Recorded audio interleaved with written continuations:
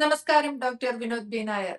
നമുക്കറിയാം കഴിഞ്ഞ കുറച്ചു ദിവസങ്ങളിലായിട്ട് ജഡ്ജിയുടെ വീട്ടിൽ നിന്ന് നോട്ട് കെട്ടുകളൊക്കെ കണ്ടുപിടിച്ച ഒരു വാർത്ത വളരെ ഗൗരവപൂർവ്വം ചർച്ച ചെയ്യപ്പെടുകയാണ്.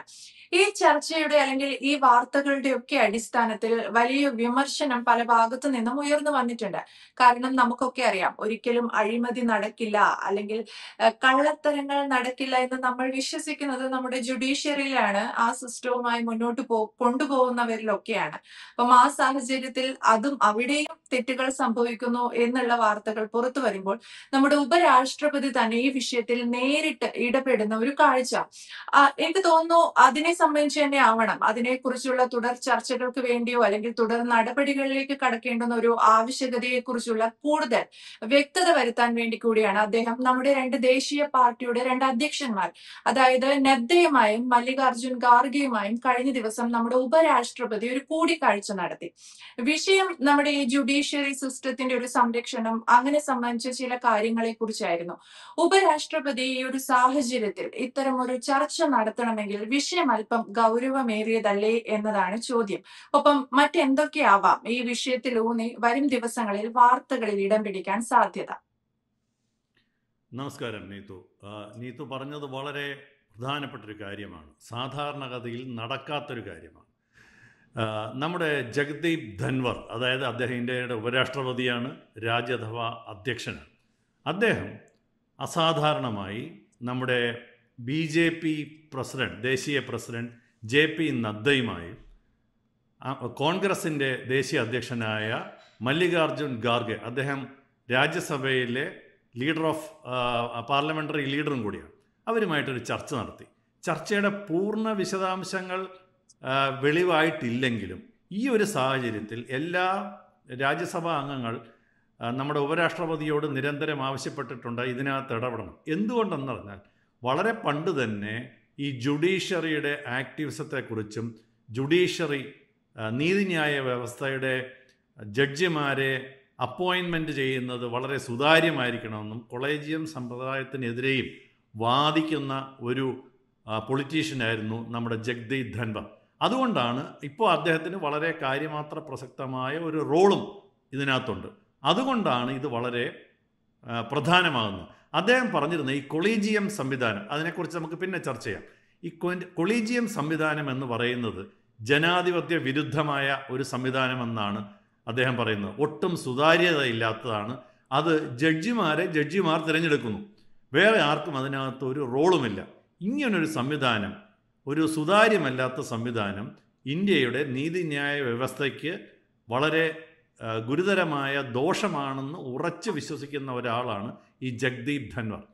അതുകൊണ്ടാണ് ഈ പർട്ടിക്കുലർ അവസരത്തിൽ, അതായത് ഇതിനകത്തൊരു പ്രധാനമായിട്ട് നമ്മൾ കാണേണ്ട രണ്ട് കാര്യങ്ങളുണ്ട്. ഒന്ന്, ഒരു ഹൈക്കോടതിയിലെ ജഡ്ജിയുടെ വീട്ടിൽ നിന്ന് പൈസ കത്തുന്നതായി കണ്ടെത്തി. അതിനുശേഷം 3-4 ദിവസം ഒരു അൺഅക്സെപ്റ്റബിൾ ഡിലേ ഉണ്ടെന്നാണ് ഈ പ്രധാനപ്പെട്ട പല ജഡ്ജിമാരും വിശ്വസിക്കുന്നത്, പല മുതിർന്ന അഭിഭാഷകർ വിശ്വസിക്കുന്നത്, മീഡിയ അങ്ങനെ വിശ്വസിക്കുന്നു, പൊതുജനങ്ങൾ അങ്ങനെ വിശ്വസിക്കുന്നു. എന്തൊക്കെയോ തേച്ച് മാച്ച് കളയാനോ പിന്നെ എല്ലാം നമ്മൾ ഈ കാർപ്പറ്റിനടിയിലേക്ക് തള്ളിക്കയറ്റുക എന്ന് പറയും, അതായത് എല്ലാം മൂടി വയ്ക്കുവാനോ ഉള്ള ഒരു ശ്രമം നടന്നോ ഇല്ലയോ എന്നുള്ളതല്ല, നടന്നു എന്ന് പൊതുവേ ഒരു ജനസംസാരമുണ്ട്. അതിൻ്റെ പശ്ചാത്തലത്തിലാണ് ഈ കൂടിക്കാഴ്ചയ്ക്ക് വളരെ പ്രസക്തി ഉണ്ടാകുന്നത്. അതെന്തുകൊണ്ടാണ്? ഒന്ന്, ആരും സമ്മതിച്ചാലും ഇല്ലെങ്കിൽ ഇപ്പോൾ ഈ ജുഡീഷ്യക്കെതിരെ, പ്രത്യേകിച്ച് ജഡ്ജിമാർക്കെതിരെയൊക്കെ അഴിമതി ആരോപണങ്ങൾ പറയുക എന്ന് പറയുന്നത് വലിയ ബുദ്ധിമുട്ടുള്ള കാര്യമാണ്. മീഡിയയ്ക്ക് തന്നെ അത് വളരെ ഭയമാണ്. പക്ഷേ നമ്മൾ പലപ്പോഴും കേൾക്കാറുണ്ട്, ഇത് മുതിർന്ന വക്കീലന്മാരും മറ്റു പലരും പറയുന്നത് എന്തൊക്കെയോ ചീഞ്ഞു നാറുന്ന ഒരു സംവിധാനമാണ് ഇന്ത്യയിലെ ജുഡീഷ്യറി. പൊതുവേ ഭേദമെന്നൊക്കെ പറയുമെങ്കിലും അതിൻ്റെ അകത്തളങ്ങൾ പിന്നാമ്പുറ കഥകളൊക്കെ നടക്കാറുണ്ട്.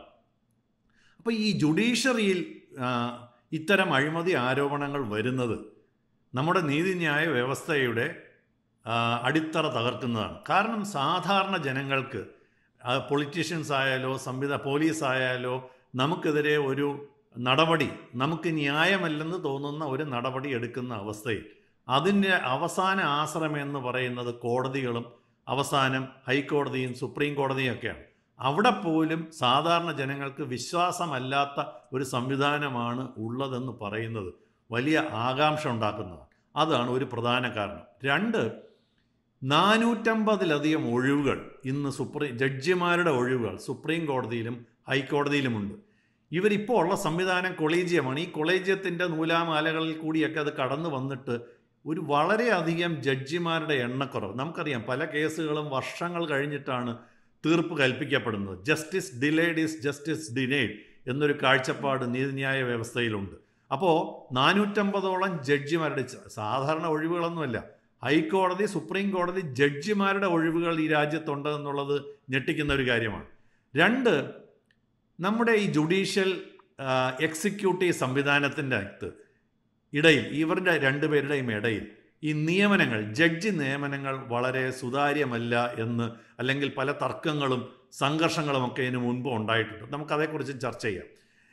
അതുകൊണ്ടാണ് കുറച്ച് നാൾ മുൻപ് സുപ്രീം കോടതി തള്ളിക്കളഞ്ഞ, അതായത് എനിക്ക് തോന്നുന്നു 95-ലാണെന്നാണ് എൻ്റെ ഓർമ്മ, അതിലേക്ക് വരാം.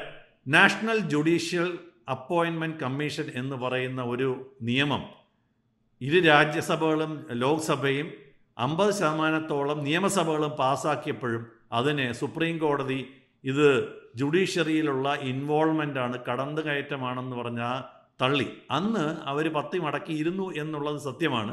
പക്ഷേ ആ ചർച്ചയാണ് ഇപ്പോൾ വീണ്ടും ഉയർന്നു വന്നിരിക്കുന്നത്, പ്രത്യേകിച്ച് ഈ ഒരു അഴിമതി ആരോപണത്തിൻ്റെ പശ്ചാത്തലത്തിൽ. ആ അഴിമതി ആരോപണത്തെക്കുറിച്ചുള്ള അന്വേഷണങ്ങൾ നടക്കുന്നുണ്ട്. നമ്മൾ അതിനെക്കുറിച്ചേ അല്ല പറയുന്നത്. അപ്പം നമ്മൾ പറയുമ്പോൾ എന്താണ് ഇപ്പോൾ ഹൈക്കോടതിയിലെയും സുപ്രീം കോടതിയിലെയും ജഡ്ജിമാരെ നിയമിക്കുവാനുള്ള സംവിധാനം, അതിനെയാണ് ഈ കൊളീജിയം എന്ന് പറയുന്ന വാക്കുകൊണ്ട്, സംവിധാനം കൊണ്ട് ഉദ്ദേശിക്കുന്നത്. എന്താണ് ഈ കൊളീജിയം? ഇപ്പോൾ സുപ്രീം കോടതിയിലെ ഒരു ജഡ്ജിയെ തിരഞ്ഞെടുക്കണമെന്നുണ്ടെങ്കിൽ ചീഫ് ജസ്റ്റിസ് ഓഫ് ഇന്ത്യയും 4 മുതിർന്ന സുപ്രീം കോടതി ജഡ്ജിമാരും ചേർന്ന കൊളീജിയമാണ് അതിൽ തിരഞ്ഞെടുക്കുന്നത്. ഇനി അത് ഹൈക്കോടതി ജഡ്ജിയാണെങ്കിൽ സുപ്രീം കോടതി ചീഫ് ജസ്റ്റിസ്, 2 സുപ്രീം കോടതിയിലെ ജഡ്ജിമാർ, ഏത് ഹൈക്കോടതിയിലേക്കാണോ തിരഞ്ഞെടുക്കേണ്ടത് ആ ഹൈക്കോടതിയിലെ ഇപ്പോഴത്തെ ചീഫ് ജസ്റ്റിസ്, ഇവരാണ് ഹൈക്കോടതി ജഡ്ജിയെ തിരഞ്ഞെടുക്കുന്നത് ഫൈനലായിട്ട്.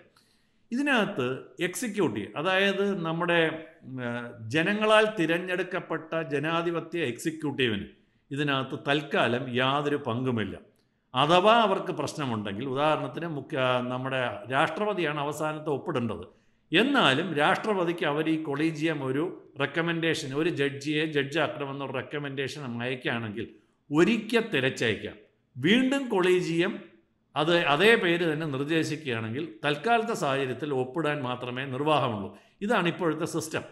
അപ്പോൾ എന്തു പറ്റുമെന്ന് പറഞ്ഞാൽ ഈ ജഡ്ജിമാരുടെ തിരഞ്ഞെടുപ്പ് മാനദണ്ഡങ്ങൾ എന്തൊക്കെയാണ്, എന്താണ് ആ അഭിമുഖത്തിൽ സംഭവിക്കുന്നത്, ഇതേക്കുറിച്ചിട്ടുള്ള ഒരു എന്തൊക്കെ അതിൻ്റെ അടിസ്ഥാനം, എന്തൊക്കെ സംഭവിച്ചു, എന്തൊക്കെയാണ് സംഭവിച്ചത്, അല്ലെങ്കിൽ സംഭവിക്കാൻ സാധ്യത ഉണ്ടായതെന്നതിനെക്കുറിച്ചൊന്നും പൊതുജനങ്ങൾക്കോ ഈ ലെജിസ്ലേറ്റീവിനോ എക്സിക്യൂട്ടീവിനോ ഒന്നും യാതൊരു ആക്സസുമില്ല, അല്ലെങ്കിൽ യാതൊരു അറിവും ഉണ്ടാകാനുള്ളൊരു സാധ്യത ഇപ്പോൾ ഇല്ലെന്നുള്ളതാണ്. എങ്ങനെയാണ് അസസ് ചെയ്ത് ഒരു ജഡ്ജിയെ എന്തിൻ്റെ പേരിലാണ് തിരഞ്ഞെടുത്തത്, എന്തായിരുന്നു സെലക്ഷൻ ക്രൈറ്റീരിയ, ഇൻ്റർവ്യൂവിൽ എന്തൊക്കെ സംഭവിച്ചു, ഇതൊന്നും വേറെ ആർക്കും അറിയാൻ ഒരു മാർഗവുമില്ല. അപ്പോൾ അതാണ് ഇതിൻ്റെ പ്രശ്നം. അപ്പോൾ എന്തുകൊണ്ടാണെന്ന് വെച്ചാൽ ഈ ഒരു ലാക്ക് ഓഫ് ട്രാൻസ്പെറൻസി എന്ന് പറയും, സുതാര്യത ഇല്ലാത്ത ഒരു സിറ്റുവേഷൻ. 2, ഒരു പബ്ലിക് അക്കൗണ്ടബിലിറ്റി. ഇന്ത്യയിലെ ബാക്കി എല്ലാ ഉദ്യോഗസ്ഥർക്കും, രാഷ്ട്രപതിക്ക് വരെ, അല്ലെങ്കിൽ രാഷ്ട്രപതി ഒഴിച്ച് ബാക്കിയുള്ളവർക്കെല്ലാം ഒരു അക്കൗണ്ടബിലിറ്റി ഉണ്ട്. മുഖ്യമന്ത്രിക്കായാലും ശരി, പ്രധാനമന്ത്രിക്കായാലും ശരി, ജനങ്ങളോട് ഒരു അക്കൗണ്ടബിലിറ്റി ഉണ്ട്. അത് ഈ ഒരു നിയമനത്തിലില്ല എന്നുള്ളതൊരു വലിയ പ്രശ്നമാണ്. ജഡ്ജിമാരായാലും പബ്ലിക്കിനോട് അക്കൗണ്ടബിലിറ്റി ഇല്ല. 2, ജനങ്ങൾക്കായിക്കോട്ടെ, ജനങ്ങൾ തിരഞ്ഞെടുത്ത പാർലമെൻറ്റിനായിക്കോട്ടെ, ഇതിനകത്ത് ഇടപെടാൻ യാതൊരു റോളുമില്ല ഒരു ജഡ്ജിയുടെ നിയമനം. അത് ഞാൻ മറ്റ് രാജ്യങ്ങളിലെ കാര്യങ്ങളിലേക്ക് നമുക്ക് തിരിച്ചു വരാം. അപ്പോൾ നീതിന്യായ വ്യവസ്ഥയുടെ ഈ പ്രവർത്തനം തന്നെ താമസിക്കുന്നു. ഞാൻ നേരത്തെ പറഞ്ഞ പോലെ അപ്പോയിൻറ്റിങ് ജഡ്ജസ് എന്നുള്ളത് ഒരു ശരിയായ തീരുമാനമാണോ എന്ന ചോദ്യമാണ് ഉയരുന്നത്. 2, ഇതിനകത്ത് ഇവരെ നിയന്ത്രിക്കാനോ, ഇവർക്കൊരു പ്രശ്നമുണ്ടായാൽ, ഇവരൊരു അഴിമതി ഉണ്ടെന്നൊരു ഉദ്ദേശം വന്നാൽ അവർ തന്നെയാണ് അവരെ ജഡ്ജ് ചെയ്യുന്നത്. അപ്പോൾ അതിന് പകരമായിട്ട് ഒരു ഇൻഡിപെൻഡൻറ്റ് ബോഡി ഉണ്ടോ എന്ന് ചോദിച്ചാൽ അതും ഇന്ത്യയിലില്ല. ഇനി എന്താണ് നമുക്ക് വിദേശങ്ങളിൽ, ഈ ജനാധിപത്യ രാജ്യത്തെ മാത്രമേ നോക്കിയിട്ട് കാര്യമുള്ളൂ. ജനാധിപത്യ രാജ്യങ്ങളിൽ എന്താണ് ഇപ്പോഴുള്ള സംവിധാനം ഒരു ജഡ്ജിയെ തിരഞ്ഞെടുക്കാൻ? അമേരിക്കയിലാണെങ്കിൽ സത്യം പറഞ്ഞാൽ പ്രസിഡന്റ് നോമിനേറ്റ് ചെയ്യും, സെനറ്റ് കൺഫേം ചെയ്യും. പക്ഷേ അതിനകത്തൊരു വലിയ പബ്ലിക് അക്കൗണ്ടബിലിറ്റി ഉണ്ട്. സെനറ്റിൻ്റെ ഒരു ഹിയറിംഗ് ഉണ്ടാവും. സെനറ്റ് തള്ളിയാൽ പോയി. അപ്പോൾ അത് വളരെ ഉചിതമായ ഒരു ജനപങ്കാളിത്തമുണ്ട്. അടുത്ത UK ജുഡീഷ്യൽ അപ്പോയിൻമെൻറ്റ് കമ്മീഷൻ, നമ്മൾ നേരത്തെ പറഞ്ഞില്ല, അതും ഒരു സ്വതന്ത്ര ബോർഡിൻ്റെ മേൽനോട്ടമുള്ളതാണ്. കാനഡയിലായാലും ശരി, ജർമ്മനിയിലായാലും ശരി, ഫ്രാൻസിലൊക്കെ ആയാലും ശരി, ഇന്ത്യയിൽ കാണുന്നതിനുപരിയായിട്ട് ഇവരൊക്കെ പ്രധാനപ്പെട്ട ജനാധിപത്യ രാജ്യങ്ങളാണ്. ജനങ്ങൾക്കും ജനങ്ങൾ തിരഞ്ഞെടുത്തവർക്കും അതിനകത്ത് ഒരു റാറ്റിഫൈ ചെയ്യാനോ അതിനകത്ത് തിരഞ്ഞെടുക്കാനോ ഉള്ള ഒരു പങ്കുണ്ട് എന്നായിരുന്നു. ഇന്ത്യയിലും അങ്ങനെയായിരുന്നു ഈ കൊളീജിയം വരുന്നതിന് മുൻപ് വരെ. അപ്പോൾ അതുകൊണ്ട് എന്താണ് ഇപ്പോഴത്തെ സാഹചര്യത്തിൽ ഇന്ത്യക്ക് ആവശ്യമായ പരിഷ്കാരം? മുമ്പുണ്ടായ ഒരു നാഷണൽ ജുഡീഷ്യൽ അപ്പോയിൻമെൻറ്റ് കമ്മീഷൻ്റെ പ്രസക്തി അന്ന് തള്ളിക്കളഞ്ഞതാണെങ്കിലും എപ്പോൾ വേണമെങ്കിലും പാർലമെൻറ്റിന് വീണ്ടും കൊണ്ടുവരാം. വലിയ പ്രയാസമുള്ളൊരു പരിപാടിയാണ്. ഞാൻ നേരത്തെ പറഞ്ഞ പോലെ പാർലമെൻറ്റ് പാസ്സാക്കണം, പിന്നെ രാജ്യസഭ പാസ്സാക്കണം, ലോക്സഭ പാസ്സാക്കണം, 50ഓളം ലെജിസ്ലേറ്റീവ് അസംബ്ലി 50 സ്റ്റേറ്റുകളെങ്കിലും പാസ്സാക്കണം. അപ്പോഴാണ് അത് നിയമമാവുന്നത്, ഈ പർട്ടിക്കുലർ ഒരു നിയമം. അപ്പോൾ അതുകൊണ്ട് കൊളീജിയംസ്, പ്രത്യേകിച്ച് നമ്മുടെ ഹരീഷ് സാൽവെ പോലുള്ള പ്രധാനപ്പെട്ട വളരെ പ്രശസ്തരായ വളരെ ബഹുമാന്യരായ വക്കീലന്മാരും മുതിർന്ന ലീഗൽ ലൂമിനറീസും പറയുന്നത് ഈ കൊളീജിയം സംവിധാനം അഴിച്ചു പണിയേണ്ട സമയമായി. കൊളീജിയം സിസ്റ്റത്തിന് പകരമായി ഇന്ത്യക്ക് ഒരു ബഹുസ്വര സമിതി, അതായത് ജനങ്ങൾക്ക് കൂടി അല്ലെങ്കിൽ ജനങ്ങൾ തിരഞ്ഞെടുക്കപ്പെട്ടവർക്ക് കൂടി, പണ്ട് അവിടുന്ന് റിട്ടയർ ചെയ്ത, അതായത് ഈ സുപ്രീം കോടതിയിൽ നിന്ന് റിട്ടയർ ചെയ്തവരുൾപ്പെടെ ഉള്ള ഒരു കമ്മിറ്റി, 2 പബ്ലിക്കിൻ്റെ 2 റെപ്രസെൻറ്റേറ്റീവുമാർ, ലോ മിനിസ്റ്റർ, ഇവരൊക്കെ ചേർന്ന ഒരു സമിതി ആയിരിക്കണം ഐഡിയലി ഒരു ഹൈക്കോടതി ജഡ്ജിയോ സുപ്രീം കോടതി ജഡ്ജിയോ തിരഞ്ഞെടുക്കാം എന്നുള്ളതാണ് ഇപ്പോൾ മുന്നോട്ട് വയ്ക്കപ്പെടുന്ന ഒരു പ്രധാനപ്പെട്ട കാര്യം. അതിനകത്ത് സുപ്രീം കോടതിയുടെ ചീഫ് ജസ്റ്റിസ് ആയിരിക്കണം ഉറപ്പായിട്ടും ചെയർമാൻ, 2 സീനിയറായിട്ടുള്ള സുപ്രീം കോടതി ജഡ്ജിമാരുണ്ടാകണം, ഒരുപക്ഷെ നിയമമന്ത്രി ഉണ്ടാകണം, 2 വളരെ എമിനൻ്റ് ആയിട്ടുള്ള ലീഗൽ ലൂമിനറീസ് ഉണ്ടാകണം, ഒരു റിട്ടയർഡ് സുപ്രീം കോടതി ജഡ്ജ് ഉണ്ടാകണം. ഇവരൊക്കെ ഉണ്ടായി കഴിയുമ്പോൾ ചുമ്മാതൊരു കാര്യം അങ്ങനെ എന്താണ് ഇപ്പോൾ എന്താ പ്രശ്നം എന്ന് പറഞ്ഞാൽ, വേണ്ടപ്പെട്ടവരെ തിരഞ്ഞെടുക്കുന്നു, ജഡ്ജിമാർക്ക് വേണ്ടപ്പെട്ടവരെ ജഡ്ജിമാരാകാൻ വേണ്ടി തിരഞ്ഞെടുക്കുന്നു, അവരുടെ സുഹൃത്തുക്കളായാലും ശരി ബന്ധുക്കളായാലും ശരി. ഇത് വളരെ ശക്തമായ ആരോപണമാണ് ഇന്ത്യയിൽ ഉണ്ടായിരിക്കുന്നത്. അപ്പോൾ ഒരു സുതാര്യത കൊണ്ടുവരിക എന്നുള്ളത് വളരെ പ്രധാനപ്പെട്ടതാണ്. 2, പാർലമെൻറ്റിനായിരിക്കണം അൾട്ടിമേറ്റ്ലി ഒരു ജനാധിപത്യ സംവിധാനത്തിൽ ഒരു ജഡ്ജിക്ക് അപ്പോയിൻ്റ് ചെയ്യാനുള്ള പരമമായ അധികാരം. അതും വളരെ പ്രധാനമാണ്. ഈ ജുഡീഷ്യറി ആയാലും ശരി, ജുഡീഷ്യറിയുടെ സ്വാതന്ത്ര്യം കാത്തുരക്ഷിക്കേണ്ടത് വളരെ പ്രസക്തം തന്നെയാണ്. അതിനകത്ത് ഒരു വ്യത്യാസവുമില്ല. ഭരണഘടനാ നിയന്ത്രണവും സംരക്ഷിക്കപ്പെടണം. അതേസമയം ഇപ്പോൾ ഉള്ള പ്രശ്നം എന്ന് പറഞ്ഞാൽ പലപ്പോഴും പറയുന്ന, അതായത് ആൺപെൺ വ്യത്യാസം, ഒരു ബാലൻസ് വരുന്നില്ല, ജാതി മത ബാലൻസ് വരുന്നില്ല, മേഖല തിരിച്ചുള്ള പ്രാതിനിധ്യം കറക്റ്റായിട്ട് വരുന്നില്ല, സാമൂഹികമായ പശ്ചാത്തലം പലപ്പോഴും ഉണ്ടാകുന്നില്ല, ഉന്നത ശ്രേണിയിലുള്ളവർക്ക് മാത്രമേ വലിയ പൊസിഷനിൽ ജഡ്ജിമാരുടെ പൊസിഷനിൽ എത്താൻ പറ്റുന്നു, ഇങ്ങനെയൊക്കെ പറഞ്ഞ് ധാരാളം ആക്ഷേപങ്ങളുണ്ടെന്നുള്ളത് സത്യമാണ്. അപ്പോൾ അതുകൊണ്ട് പരമമായ പ്രധാനം പൊതുജനങ്ങൾക്ക് നീതിന്യായ വ്യവസ്ഥയിൽ വിശ്വാസം വരണം, പരിപൂർണമായ വിശ്വാസം വേണം. ലോകോത്തരമായ ലോക മാതൃകകൾ പിന്തുടർന്ന് നമ്മളൊരു സുതാര്യത ഈ സെലക്ഷൻ പ്രോസസ്സിൽ നിലനിർത്തണം. മാത്രമല്ല ഒരു പ്രശ്നം വന്നാൽ അത് പരിശോധിക്കാനുള്ള സംവിധാനങ്ങൾ, ഒരു അഴിമതി ആരോപണം വന്നാൽ ഇന്ന് വലിയ പാടാണ്. ഒരു ജഡ്ജിക്കെതിരെ ഒരു അഴിമതി ആരോപണം, ഇതിപ്പോൾ ഒരു തീ പിടിച്ചത് കൊണ്ട് മാത്രമാണ്, അവിടെ തീ പിടിക്കാതിരുന്നെങ്കിൽ ഇത് അവിടെ തന്നെ ഇരുന്നേനെ എന്ന് വിശ്വസിക്കുന്നവരാണ് ഈ ഇന്ത്യയിലെ ബഹുഭൂരിപക്ഷം പേരും. അപ്പോൾ അങ്ങനെ ഒരു സാഹചര്യത്തിൽ ഈ ഭരണകൂടം ഈ പരിഷ്കാരത്തിന് എതിരായി അവരെന്താണ് പറയുന്നത്? ജഡ്ജിമാർ പറയുന്നത് ഓരോ പ്രാവശ്യവും ഭരണകൂടം ഇടപെടും എന്നൊക്കെയാണ്, ജുഡീഷ്യൽ സ്വാതന്ത്ര്യം അപകടത്തിലാകും. ഇത് നേരത്തെ ഭരണഘടനാ വിരുദ്ധമായിട്ട് 2015 ഞാൻ നേരത്തെ പറഞ്ഞത്, ഈ നാഷണൽ ജുഡീഷ്യൽ അപ്പോയിൻമെൻറ്റ് കമ്മീഷനെ ഭരണഘടനാ വിരുദ്ധമായി സുപ്രീം കോടതി കണ്ടെത്തിയത് 2015. അപ്പോൾ ഇതൊക്കെ വളരെ പ്രസക്തമായ കാര്യമാണ്. അപ്പോൾ ജഡ്ജിമാർ തീർച്ചയായിട്ടും സ്വതന്ത്രരായിരിക്കണം എന്നുള്ളതിനകത്ത് ഒരു സംശയമില്ല. പക്ഷേ അതിനോടൊപ്പം പൂർണ്ണ ഉത്തരവാദിത്തം ഉണ്ടായിരിക്കണം, സുതാര്യമായിരിക്കണം, ജനാധിപത്യത്തോട് ഉത്തരം പറയേണ്ടി വന്നേ മതിയാവും. അപ്പോൾ ഇതൊക്കെയാണ് ഒരു പക്ഷേ ധൻകർ സംസാരിക്കുന്ന വിഷയത്തിൻ്റെ പ്രാധാന്യവും ഒരു കൺസെൻസസ്, അതായത് പ്രതിപക്ഷവും ഭരണപക്ഷവും കൂടി ഒരുമിച്ച് ഇതിലേക്ക് ഒരു നടപടികൾ എടുക്കാനുള്ള സാധ്യത വിദൂരമല്ല എന്ന് തന്നെയാണ് ഞാൻ മനസ്സിലാക്കുന്നത്.